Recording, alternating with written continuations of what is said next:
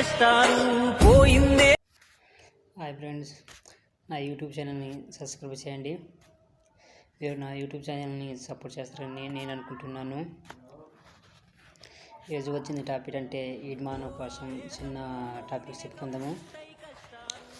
ఈడ్మా లేదా తన లాంటి వేలాది మందిలో ఎవరు ఆజాద్ కాశ్మీర్ లేదా ఖాళిస్తాన్ లాగా తమకు ప్రత్యేక దేశాన్ని డిమాండ్ చేయలేదు.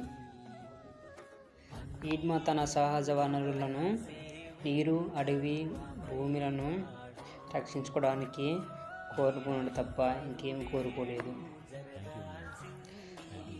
ఈడ్మా తన పూర్వీకుల వారసత్వంలో మరియు పూర్వీకులను పెట్టుబడులకు అప్పగించడానికి అతను సహకరించలేదు. ఈడ్మాన్ మీకు నచ్చితే లైక్ చేయండి.